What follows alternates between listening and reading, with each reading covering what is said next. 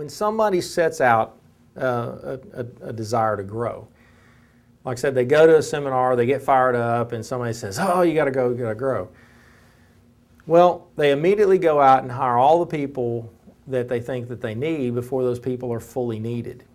And as most entrepreneurs, let's all be honest with ourselves, that there's things that we don't want to do in the business. Now I'm telling you, you don't have to have a superstar at every role in that business. So remember the functional areas that we talked about. You got CEO, sales, marketing, operations, IT, customer advocacy, human resources, and finance. Well, you probably really just need superstars. If you have really good people at the CEO, operations, and sales part of it, there's a good chance you're going to succeed. You need competent people at the others. You may have a superstar at some of the others, and that's fine. But I'll tell you, there's a great example of the dysfunction of a team of superstars. If you look in the Inc. magazine's archives, there was a great article that I had read years ago about this company called Friendster. And Friendster was a precursor to Facebook and fundamentally should have been Facebook instead of Facebook.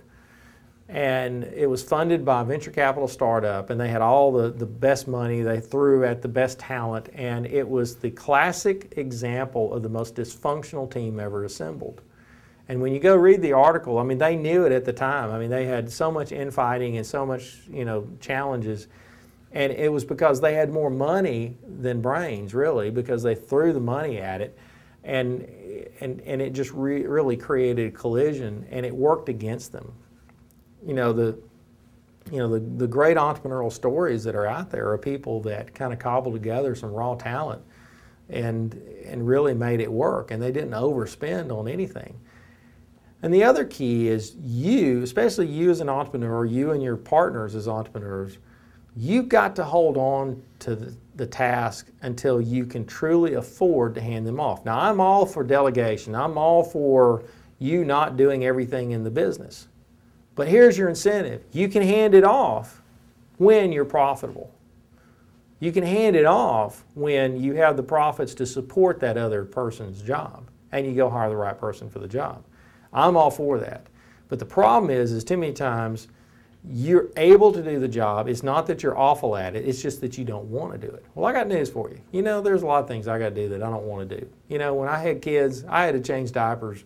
I didn't want to change diapers, but everybody's got to deal with that to some degree.